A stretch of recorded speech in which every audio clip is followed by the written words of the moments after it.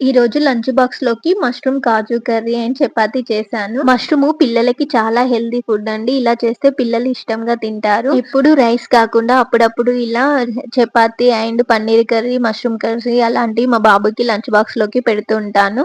మనం మష్రూమ్స్ ని మంచిగా మట్టి లేకుండా క్లీన్ చేసుకోవాలి. ఒక కడాయిలో బటర్ వేసుకొని అందులో కాజుని గోల్డ్ కలర్ వచ్చే విధంగా వేయించుకోవాలి. అవి వేగిన తర్వాత వాటిని తీసేసి అందులోనే మనం ఆనియన్స్ ని కట్ చేసి కొంచెం సాల్ట్ వేసి మగ్గించుకోవాలి. అవి మగ్గేలోపు నేను ఒక పక్కన మష్రూమ్స్ ని కట్ చేసుకున్నాను.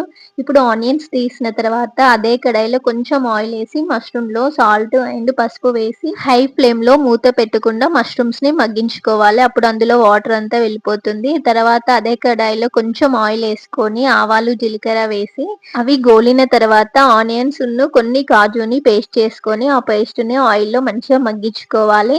అందులోనే కొంచెం పసుపు, సాల్ట్, కారము, ధనియాల పొడి అన్నీ వేసి మంచిగా ఆయిల్ పైకి వచ్చే విధంగా ఆ పేస్ట్ ని మగ్గించుకోవాలి ఆయిల్‌లో. ఆయిల్ పైకి వచ్చిన తర్వాత అందులోనే కొన్ని వాటర్ పోసుకొని సిమ్ లో పెట్టి మూత పెట్టి మగ్గించుకోవాలి.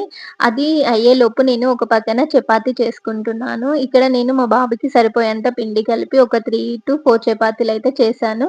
బ్రేక్‌ఫాస్ట్‌కి గూడా నేను ఇదే చపాతీ పెట్టాను. చపాతీ అయ్యేలోపు కర్రీ అయితే మంచిగా మగ్గింది. అందులోనే మష్రూమ్స్, కాజు వేసి కొంచెం ఫ్లేవర్ కోసం పన్నీర్ మసాలా వేశాను.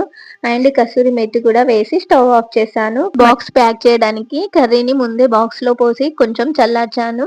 ఇక్కడ స్నాక్ బాక్స్ కోసం అయితే మస్క్ మిలన్ పెట్టాను. అందులో కొంచెం షుగర్ యాడ్ చేశాను. మా బాబుకి చపాతీ అలానే పెడితే తినడం కొంచెం లేట్ గా తింటాడన్నట్టు అందుకే చిన్న చిన్న పీసెస్ గా కట్ చేసి బాక్స్ అయితే ప్యాక్ చేశాను. ఇదేనండి ఈరోజు లంచ్ బాక్స్. ఈ వీడియో కనుక మీకు నచ్చినట్లయితే ప్లీజ్ లైక్ చేయండి, షేర్ చేయండి.